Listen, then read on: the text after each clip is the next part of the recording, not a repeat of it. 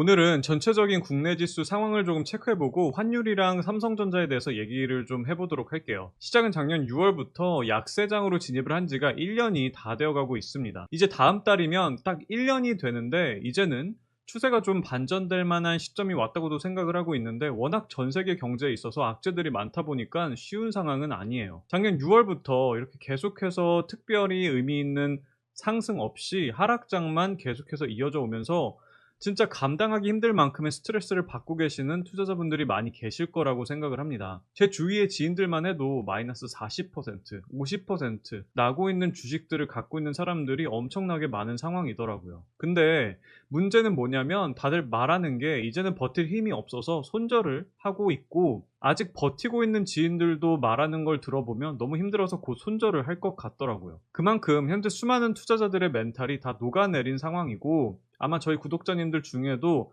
분명히 투자하고 계신 종목이 마이너스 40%, 50% 가까이 되면서 정신적으로 너무 힘들어서 손절을 계획하고 계신 분들도 많이 계실 거라고 생각을 하고, 이미 손절을 진행하신 분들도 충분히 있으실 거라고 생각을 합니다.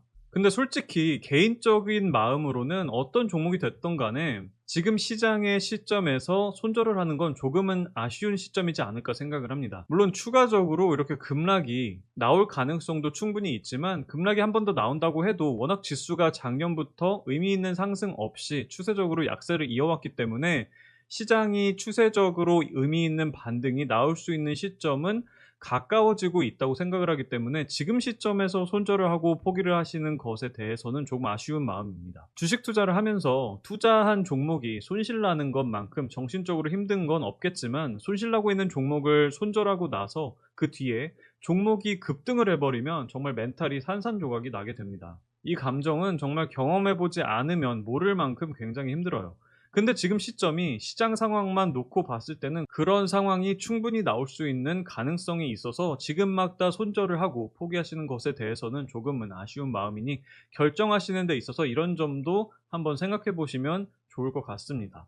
자, 이번 영상에서는 환율을 좀 보려고 해요. 다들 뉴스에서 보셔서 알겠지만 현재 원달러 환율이 엄청나게 오른 상황입니다. 지난주에 1291원을 찍고 나서 지금은 조금 떨어지긴 했는데 여전히 1275원으로 굉장히 높은 상황이에요. 최근의 환율 흐름은 2년 전인 2020년 3월에 코로나가 처음 시작이 됐을 때 환율이 이렇게 보시면 이때 1296원까지 상승을 했던 적 뒤로 현재 환율이 가장 높은 상황입니다.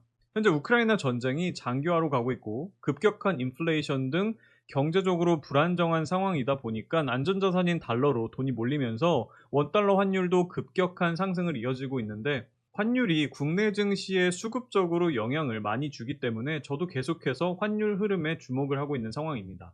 중장기적으로는 환율이 올라가면 상대적으로 국내 수출 기업들의 제품이 더 잘 팔리게 되니까 실적이 상승을 해 나가며 좋을 수 있겠지만, 단기적으로는 환율이 오르면 외국인 수급이 시장에서 매도세가 지속이 되면서 주가가 탄력적인 반등이 나오기 힘들어지게 됩니다. 최근 국내 증시의 매매 동향을 보시면 이렇게 외국인들이 계속 많이 팔고 있죠. 가끔 이렇게 찔끔찔끔 사는 날도 있는데 대체적으로는 엄청 팔고 있는 상황이에요. 그렇기 때문에 환율 흐름이 중요한데, 차트적으로 오늘 환율이 하락 반전될 가능성이 높아지는 신호가 나왔습니다.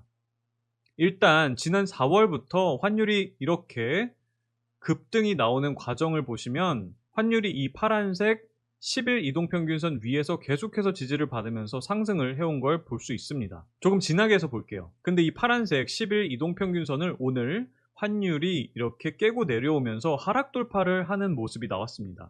물론 차트라는 게 100%는 없기 때문에 오늘 깼다가 내일 다시 위로 올라갈 수도 있겠지만, 여기서 중요한 거는 적어도 현재 환율의 급등세에 있어서 어느 정도는 제동이 걸렸고 11선을 깨고 내려왔다는 것만으로도 앞으로 하락 반전에 대한 가능성이 굉장히 많이 올라갔다는 의미가 될 수 있겠죠. 자, 그러면 만약에 이제 환율이 추세가 반전이 되면서 하락적으로 꺾이게 된다면 외국인들이 매수세로 돌아설 가능성이 높은데, 그렇게 된다면 외국인들은 과연 어떤 종목을 담을까도 생각을 해본다면 당연히 중소형주보다는 국내 증시를 대표하는 대형주 위주로 매수세로 돌아서게 될 가능성이 높겠죠. 우리가 외국 시장에 투자한다고 생각을 해도 중소형주를 찾아서 투자하기보다는 그 나라를 대표하는 기업들을 사는 경우가 당연히 많듯이 외국인들도 마찬가지이기 때문에 삼성전자, 현대차, 기아 등 한국을 대표하는 국내 대형주 위주로 수급이 개선되어질 가능성이 높다고 생각을 하니 이 점도 참고해 보시면 좋을 것 같습니다. 만약 그렇게 된다면 당연히 지수도 추세적으로 반등이 나올 수 있을 것이기 때문에 한번 기대를 해보도록 하겠습니다. 삼성전자 차트만 잠깐 보고 영상을 마치도록 할게요. 삼성전자는 차트적으로 이렇게 위에 이 정도 기울기의 하락 추세선을 두고 계속해서 저항을 받으면서 하락을 이어오고 있는 상황인데 현재 지금 시점은 이 하락 추세선에서 아래로 이격을 이렇게나 많이 벌려놓은 상황이기 때문에 이런 식으로 다시 이 추세선으로 수렴을 하기 위한 상승 파동이 충분히 나올 수 있는 시점으로 보입니다. 물론 추세선에 수렴을 하고 나서 다시 저항을 받고 아래로 꺾일지 아니면 위로 돌파를 하면서 상승 추세로 완벽하게 반전이 될지는 아직 알 수 없지만 지난번 삼성전자 영상에서도 말씀드렸다시피 차트적으로는 지금도 충분히 매수 접근하기에는 좋은 시점이라고 생각을 합니다. 물론 전에도 말씀드렸다시피 여전히 주가가 이 아래에 241선까지 터치를 하러 가는 추가 하락이 나올 수도 있는 가능성이 열려있기 때문에 몰빵은 절대로 안 되고 최대한 안전하게 욕심은 조금 내려놓으시고 분할 매수로서 접근을 해보기에는 좋은 시점이라고 생각을 합니다.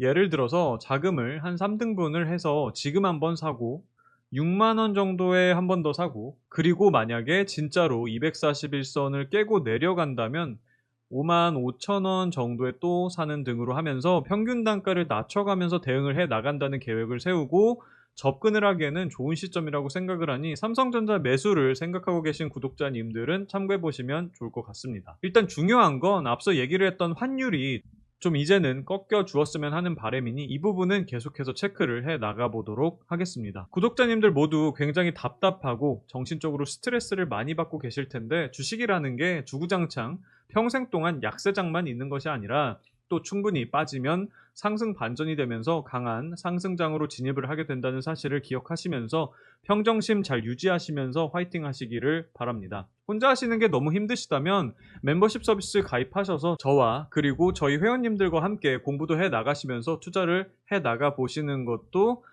한번 해보시면 좋을 것 같아요. 자, 이번 영상은 여기서 마치도록 하겠습니다. 끝까지 시청해 주셔서 감사합니다.